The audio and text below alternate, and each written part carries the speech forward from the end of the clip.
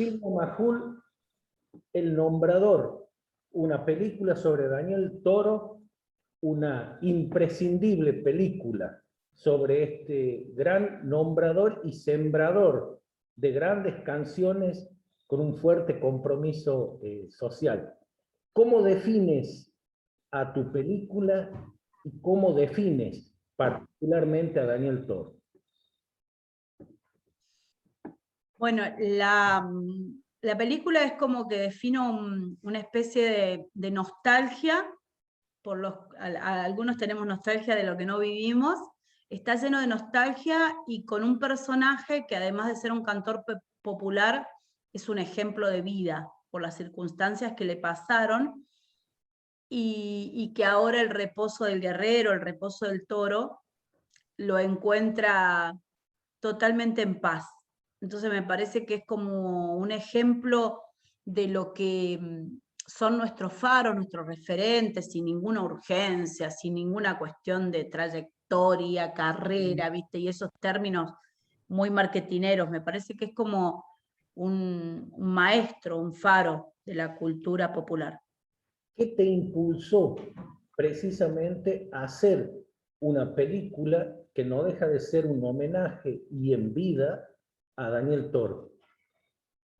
Cuando hice mi primer trabajo audiovisual, Un pueblo hecho canción, una película sobre Ramón Navarro, con un hecho histórico donde las calles de un pueblo llevan el nombre de canciones, alguien me preguntó, si tuvieses que hacer una segunda película, ¿cuál sería? Y yo no dudé que sería Toro, porque Toro es, primero personalmente, es la primera prensa que hice en mi vida. Lo llamé muy cara rota de un teléfono público de una esquina de Córdoba y le dije, hola, me llamo fulana de tal, le quiero hacer un homenaje. Decí que él me hizo caso, pero bueno, gestionamos con un periodista, Sergio Castro, los pasajes, gestionamos todo para que viniese.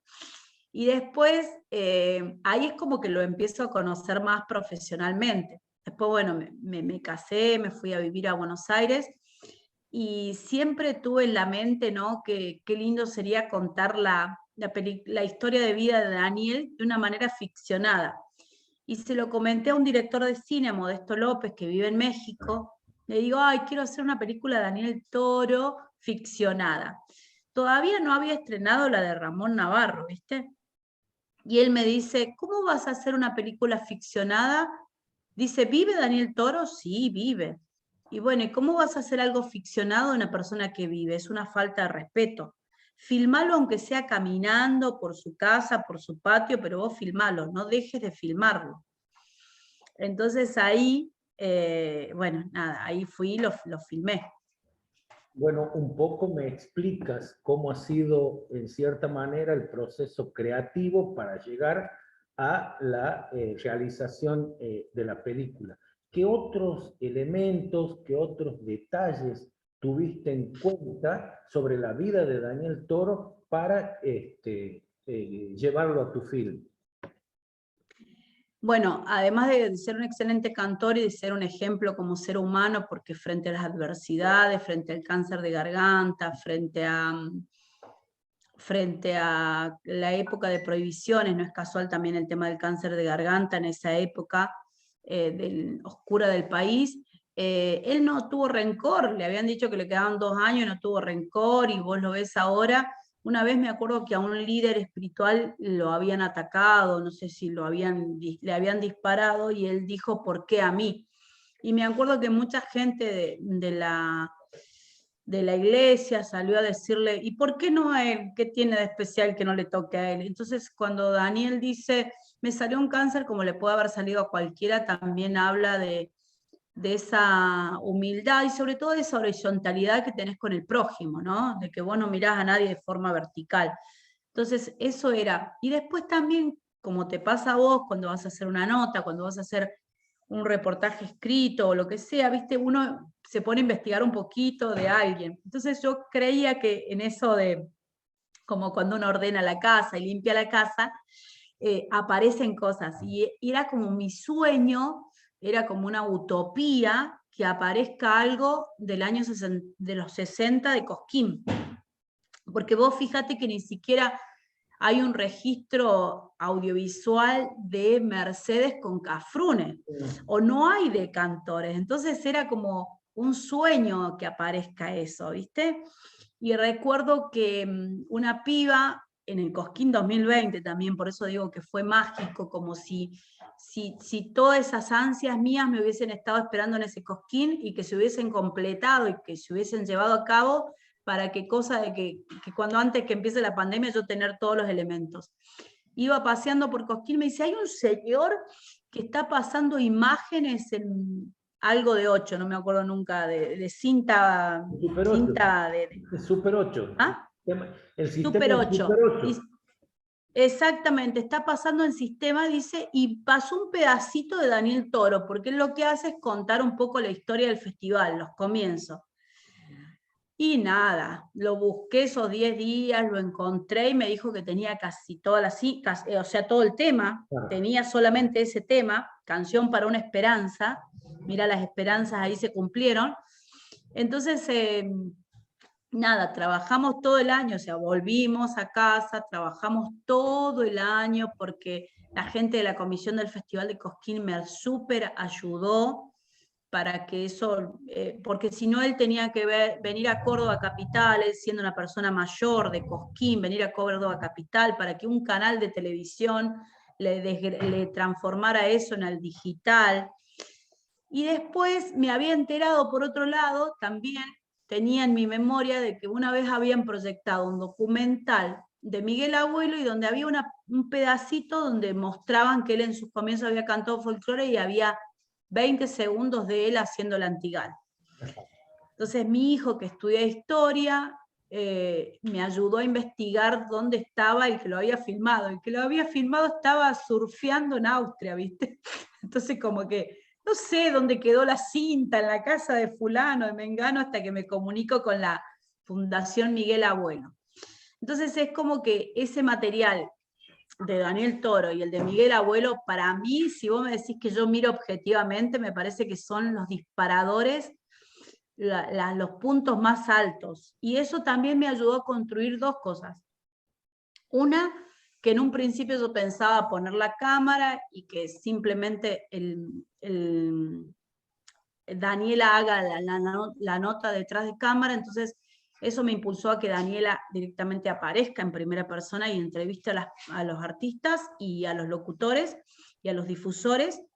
Y después me ayudó a que, entonces una especie de guiño, homenaje también a los difusores que todos nos criamos con radio, vos que sos del mal llamado interior, todos nos hemos criado con radio, nos hemos educado con radio. Daniel Toro viene de una familia muy humilde, yo también tuve acceso a un libro recién a los 20 años.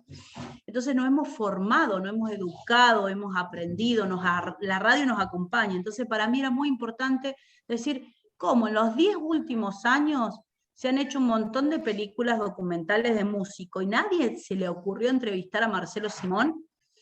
Nadie se le ocurrió entrevistar a un locutor, a una locutora, porque si ellos saben tanto de música popular como puede saber un artista. Lo que pasa es que, bueno, hoy en día el artista es como la cara. Exacto. Y es lo que... Entonces, para mí los artistas que están son como muy puntualmente seleccionados, ¿no? Hay gente que me dice, uy, ¿por qué no pusiste tales artistas salteños, más gente de Salta y esto y lo otro? Para mí Víctor Heredia está porque, bueno, porque el negro fue a Cosquín de mochilero a verlo a Daniel, entonces en una peña, entonces, bueno, y ahí surge su vida. Teresa está porque es la gran compositora viva argentina, latinoamericana de estos tiempos, entonces compositora, creadora de música y de letras, entonces me parecía que la voz es una voz súper autorizada para hablar de otro gran compositor. Y después me parece, bueno, Abel, que es un antes y un después en su carrera, el tema del Antigal, Diego Torres, que viene de otro palo y también era mostrar un poco, porque Diego se cría en una familia musical, y viste que los Toros son una familia musical, entonces donde el padre, la madre canta, viste, es como que esas familias... como los Carabajal, ¿viste? Son como familias musicales, como ellos dicen los Toros, hay uno solo que trabaja, nada más, el resto, todos músicos. Entonces me parecía eso, mostrar eso, y después se termina de completar, que te venía diciendo esto de Miguel Abuelo, cuando aparece el material de Miguel Abuelo, cuento esa parte folclórica, telúrica, festivales, tras festivales, referentes, periodistas, y cuando aparece la filmación de Miguel Abuelo, dispara en mí la necesidad de sumar algo más al trabajo, que es la de un investigador folclórico, que en el caso de José Seña, porque yo en los últimos años a veces como folclorista uno recibe esa cosa de que, sos periodista folclórica, no es lo mismo que ser periodista de rock, o no es lo mismo que ser periodista de jazz, o no es lo mismo que, y bueno, y el músico también. A veces se subestima y se cree que un folclorista con que sepa 2 notas y, ¿viste? Y tome un vaso de vino, ya está. Entonces me parecía que estaba bueno que mostrar eso que yo ya lo sabía, pero lo quería contar de alguna forma, que es que, no sé, los Mollos crecieron en un pueblo de Pergamino y cuando era chico cantaban para ir a buscarte en familia. Entonces, contar eso, contar Miguel Abuelo, yo cuando lo llamo al sobrino le digo, no, porque apareció material de tu tío cantando el Antigal. Digo, qué bonita voz que tenía tu tío. Y me dice, es que mi tío cantaba folclore. Y me lo dijo con orgullo, ¿viste? Entonces dice, porque él bagualeaba, le gustaba ir con mi mamá, Norma Peralta, al norte a bagualear. Entonces yo decía, qué lindo, y claro, y después aprendí esto del significado de bagual, que es como la copla que no se deja domar, entonces es como eso me parece una actitud, como dicen ahora los pibes, súper rockera, ¿no? De ponerse al cuerpo, y también la actitud que tuvo Moyo al decir que sí con la versión de Cuando tenga la tierra, también es una actitud súper folk rockera, porque el tipo, nada, hay que estar a la altura o tiene que no hacerte ruido esa versión y recordarte la de Mercedes, ¿viste? Entonces, es como que venimos todos de ese mismo árbol, quería terminar como de redondear, y que la música de Daniel, porque Daniel también, además de haber sufrido el tema del cáncer garganta, sido censurado, vos leyendo la vida de Daniel también, fue hasta criticado porque hacía temas de amor. Me acuerdo que hay un prólogo, un disco del año 1971, donde él mismo dice, bueno, para los que tienen miedo, se llama Canciones para mi pueblo, para los que creen que no voy a cantar más folclore, les cuento que con este rostro jamás voy a traicionar a mi pueblo. Yo decía, pobre Daniel, porque de pronto lo juzgaron cuando sacó un tema de Toda Samba Romántica. Después, en el 74, 75, también tuvo una gran pelea con otro locutor, Guerrero Martínez, porque lo había acusado de hacer temas sociales. ¿Por qué se meten estos artistas populares con lo social? ¿Viste? Digo yo, pobre, no había, no dejaba conforme a nadie, ¿no? Es como que demasiados prejuicios con nuestra música, con nuestros cantores, le exigimos cuestiones, ¿viste? Como si no pudiera cantar una cosa y puede cantar otra. Entonces es como que en este trabajo documental, además de tratar de mostrar un poquito de la vida de él, tratamos de colar ese guión que hay como en el inconsciente, de colar del entretejido, estas cuestiones que nosotros queremos decir también como productores, y que también queremos decir como familia o como realizadores. La gente que hace un documental a veces se creen que es un gran equipo, y no somos más de 5, ¿viste? Que aporta cada uno los granitos de arena. Y después otras cosas que se dieron mágicamente, ¿viste? Por ejemplo, la incursión de los 2 santiagueños, de las 2 propuestas santiagueñas, yo digo, hay 2 infiltrados, ¿viste? Eso está muy bueno porque cuando lo llevo al cámara, que es porteño, a uno de los cámaras, lo llevo a Cosquín y le muestro cómo es el detrás, cómo es una conferencia, para que filme un poquito el detrás, ¿no? Aparece esa pintura de la hija de Mario López Quiroga, y justo los Carabajal habían terminado de hacer su conferencia de prensa. Entonces él se pone así como está la plaza Próspero Molino estaba vacía, se pone como a trabajar con el dron. Y ahí queda esa imagen de los Carabajal. Entonces yo digo, bueno, y le digo a Muya, ¿y ustedes qué tema hacen de Daniel Toro? Y me cuenta que ellos hicieron Cristo Americano en un disco que fue prohibido en España. Pero después, cuando hacen el primer streaming, me sugiere una semana antes, vamos a andar la noche, Muya. Y a mí me encantó, porque yo en mi imagen tenía de que empezaba con una campesina que ya habíamos filmado en Salta, y en un momento a Daniela caminando por el empedrado, como para mostrar que la música de Daniel llega a los dos extractos sociales, ¿no? Llega a todos los extractos sociales. Entonces me parecía la mujer muy urbana y la mujer más campestre. Entonces vino a redondear esta cuestión, y esta cuestión también tan varonil, de padres y de referentes de la música popular, como el cuidado, vamos a andar la noche, pequeña mía, esa cuestión de protección, que por suerte yo la viví. Yo la viví y no tengo que quejarme dentro del mundillo que he estado durante 30 años. He disfrutado de la compañía de nuestros cantores populares, nunca tuve que pasar un mal momento. Y después Franco Ramírez, en el año que filmamos, estaba con el Cosquín Canta por los Niños, y yo justo había dado una charla, él me había invitado a dar una charla, y el tema del Principito, de Daniel Toro, su primer libro, cuando le llega un libro, la primera vez que le llega es El Principito. Entonces la mayoría de la gente piensa que, bueno, sí, además de hecho para su hijo, está hecho también como un homenaje al escritor, que no me sale el nombre ahora. Bueno, Daniel es un enamorado, porque es el primer libro que le llega. Entonces, en cierta forma, más allá de los principados y los reinados, ese tema está dedicado a ese escritor. Entonces, ahí fue que le pedía a Franco, pero también 2 días antes que empiece Cosquín, esto no fue con grandes planeamientos, y salía, y salió re bien, como una pequeña participación también para mostrar de ese Cosquín detrás de escenario, que es un Cosquín con niños, con familias, ¿viste? Es como para homogenizar lo que yo también quería transmitir de los toros, la familia, el detrás. Era eso un poco el relato que intenté transmitir, ¿no? Silvia, uno sabe cuál es el legado que deja Daniel Toros a través de su obra. Vos citaste un ramillete de composiciones de él que identifican plenamente a este autor. Mi pregunta es, ¿cómo impacta en las nuevas generaciones este legado?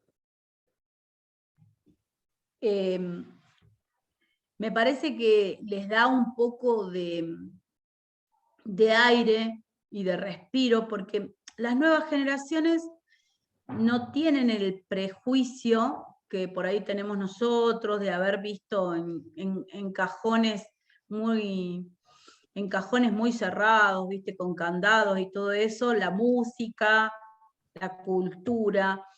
Entonces, yo también pienso que hay 2 cosas que yo sentía que quería trabajar con la película. Para el fanático de Daniel contemporáneo, o que lo ha seguido y todo eso, y también para el pibe de 5 años. Nunca me olvido un pibe de 5 años tocando el bombo en las redes, que circuló un video que decía que estaba haciendo un tema de Facundo Toro y era Samba para olvidarte.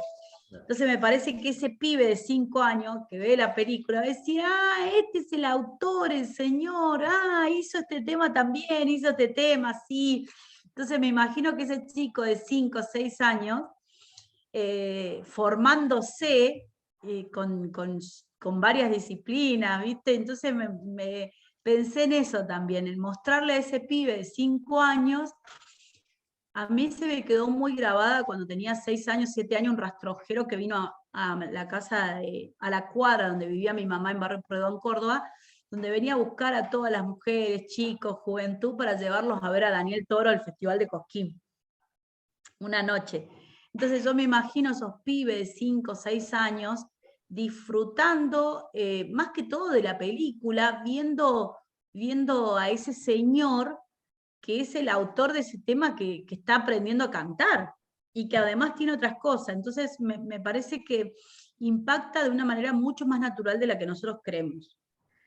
Me hubiese encantado hacer animación dentro de la película, con partes del Principito, porque siempre pensé, cuando alguien me dice, ¿en qué público pensás? Sí, pienso en los fanáticos, pero también sobre todo pienso en alguien que le pueda dejar algo para su camino futuro, o un músico de 17 años que recién está iniciándose en la música y dice, wow, qué referentes que hemos tenido y tenemos, porque con este documental puede indagar la obra y saber que el otro día hablaba con la sobrina de Mercedes Sosa, le digo, qué loco, ¿no? Porque Mercedes, como Daniel Toro, ambos grabaron casi al mismo tiempo, por primera vez, los argentinos que por primera vez grabaron un tema Silvio Rodríguez. Qué loco, ¿no? Entonces es como que su cabeza estaba amplia. No sé en qué momento, en los 70, en los 80 o en los 90, no sé en qué momento es como que ese tubo, ese círculo, ese camino se cerró. Y ahora es como que de nuevo se está podando, se está abriendo. Entonces, mostrar que un Daniel Toro tiene tanta influencia, porque aparte, por ejemplo, buscan en YouTube y van a encontrar Diego Torre en la casa de Daniel Toro. Diego Torre fue a la casa de Daniel para conocerlo, lloró, le cantó. Eso no lo pudimos poner por una cuestión de estructura cinematográfica, que la persona que estaba con Diego Torre lo grabó de una forma vertical y todo eso, pero no, eso, lo de Abel Pinto también cantando con Daniel en ciertos momentos, digo, hay mucho por contar sobre la vida de Daniel. Cómo ha influido en la gente joven. Voy a enchufar acá. Bien lo dice en el nombrador Daniel Toro, ¿no? Sembraré las palabras que mi padre Martín Fierro puso al viento. ¿Cómo resuenan hoy esa primera estrofa del nombrador? Y tan actuales que nada, que duelen. Hay tanta actualidad en eso que duele. Silvia, ¿cuándo es el estreno oficial de la película y qué camino va a recorrer? Mira, de acá de Cosquín se va directamente a Rusia. A Rusia se va. Así que estamos re contentos porque hay un grupo de amigos de chicos que siguen mucho al folclore argentino, que bueno, que lo han traducido ya al ruso, ¿viste? Que lo han traducido al ruso, entonces, bueno, todo eso me emociona mucho. Y después seguramente en Cine.ar, y después seguramente en algún otro lugar, ¿viste? Me parece que se va a ir dando. Nosotros estamos como abiertos a la cuestión de que se vaya dando en los distintos canales de televisión. Exacto. Bien. Así que no tenemos una fecha directamente de decirte, bueno, queremos que se proyecte, directamente no fuimos por el lado de los cines, fuimos por el lado de todo lo que es televisión. Entonces, ahora vamos a esperar el Cine.ar y todo eso. Bien. Silvia, verdaderamente son 84 minutos de goce pleno. Ver el nombrador, como ya lo hiciste con Ramón Navarro, sinceramente habla también de tu compromiso con estos autores y compositores y cantantes populares. Sí. ¿Qué proyecto tienes a propósito de esta filosofía de retratar a los artistas populares? Y hay varios proyectos, porque es lo que te decía fuera de micrófono, es como que estamos viendo el tema este de pandemia, estamos viendo a quienes podemos llegar a grabar y que podemos en estos tiempos, ¿entendés?